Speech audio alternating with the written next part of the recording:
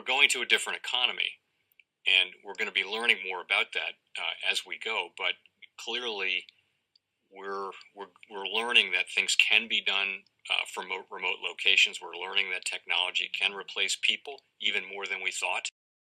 We're not going back to the same economy. We're recovering, but to a different economy, and it'll be one that is more leveraged to technology. And I worry that that is going to make it even more difficult than it was for many workers. In Silicon Valley, and my friends who work in technology know that what we did to the manufacturing workers, we are now going to do to the retail workers, the call center workers, the fast food workers, the truck drivers, and then even bookkeepers, accountants, insurance agents, lawyers, and on through the economy. So what happened to the manufacturing workers is a very clear sign. This effort, and China has big plans for this. They intend to seed their digital yuan into the global environment by giving it away to visitors at next winter's Olympics. When they arrive at the airport, they're going to get yuan digital wallets. They're going to receive digital yuan. They're going to use it throughout their visits to Beijing, and then they're going to take it back to their home countries.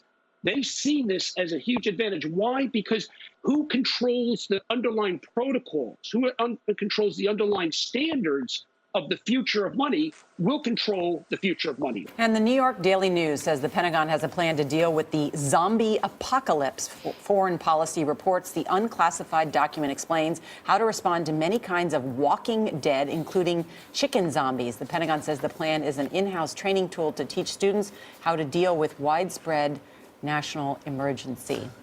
Okay. Welcome to the Crypto Teacher. And guys, you know, I come back with that video just to make you think. Now we have the Havana syndrome that CNBC brings up. And we know they call it a microwave weapon. Now guys, is this the zombie apocalypse coming? And I say yes. We know the Pentagon is already ready. We know Amazon wrote in their terms and conditions, deep down in it, the apocalypse clause. I've showed you the patent where they can actually send waves through the actual television. Remember, guys, the television is your enemy, and y'all brag on the size in your house. Because when it comes to the New World Order, everything is planned out. Y'all have a wonderful day. Remember when American diplomats in Cuba were hearing those strange sounds and then suffered brain damage from some sort of mysterious invisible attacks? Well, there's now a report, actually multiple reports, of an eerily similar incident near the White House last year. And Senate Intelligence Committee leaders now say they will get to the bottom of it. They say the so-called Havana syndrome attacks against U.S. personnel appear to be increasing. NBC's Josh Letterman has reported extensively on these mystery attacks since they first surfaced in Havana. Josh, after 5 years, have we learned anything definitive? Well, when this first came to light back in 2017, the U.S. government referred to them as targeted attacks affecting U.S. personnel serving in Cuba. But over the years, the investigation stalled, and the U.S. stopped using the word attacks or weapons, instead simply referring to these as health incidents, as the U.S. government struggled to figure out what was going on, and a growing number of experts questioned whether it might just be mass hysteria. But today, two top senators briefed on the intelligence say these were definitely attacks carried out by some type of weapon. NBC News has reported that the U.S. government considers Russia to be the most likely culprit. And a report last year by the National Academies of Science found the brain injuries were most likely caused by pulsed microwave energy, which former CIA Director Leon Panetta says is a serious threat. That kind of technology is very real. And it can threaten people, not by bullets, simply by using the capabilities to send a wave into an embassy. What's made this so tough to solve is the fact that the symptoms the Americans are reporting are so vague. Things like nausea, hearing loss, and problems with balance and memory. Many reported hearing this sound before falling ill.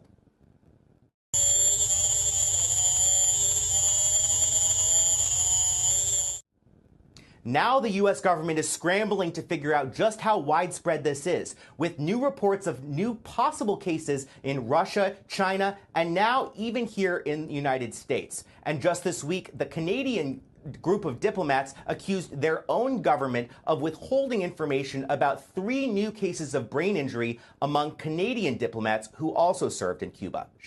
Mark Polymeropoulos spent decades in the CIA as a covert operative in Afghanistan, Iraq, chasing terrorists across the Middle East. But one night in a Moscow hotel room in 2017 was like no other. I think about all the times in war zones where I've been shot at or rocketed. This was by far, though, the scariest night of my life. At the time, Polymeropoulos, the CIA's #2 official for clandestine operations throughout Europe, says he woke up suddenly in the middle of the night with a sense of vertigo. I was falling over in my room. I thought I was going to vomit. I was incredibly nauseous. I had this incredible ringing in my ears, and I knew something was really wrong with me. The episode just the start of debilitating symptoms that upended his life.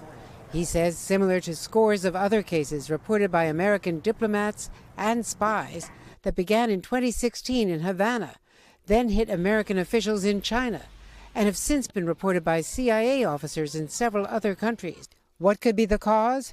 After a year-long investigation, 19 top experts from the National Academies of Sciences conclude the most likely explanation, directed pulse microwave energy, consistent with the directed radio frequency energy attack. This is not a cell phone. This is not what you see from a microwave oven. This is a very particular and unusual way of delivering microwave energy. Stanford professor of medicine David Relman chaired the study.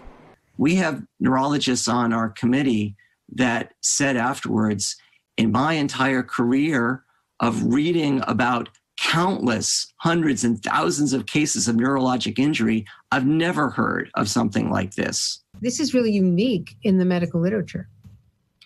It is. New Hampshire Senator Jean Shaheen has been fighting for medical benefits for the victims. I fear that what we have seen to date is not going to end. We're going to see more of these kinds of attacks in the future, and we need to be prepared for them. And what countries have developed this kind of technology in the past? Well, we know Russia has it. Russia has denied any involvement in the incidents. The State Department kept the report secret for months, even from Congress, until a bipartisan group of senators demanded to see it. A State Department spokesperson says the investigation is ongoing and each possible cause remains speculative.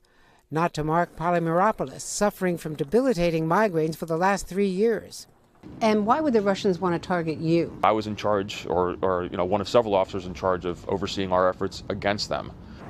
Reluctantly, after 26 years in the CIA, he resigned last year at the age of 50. We have to find out who did this, and so I'd like to see kind of a robust investigation by our intelligence services and others to see, who was culpable. It's certainly, the Russians are probably the prime suspect,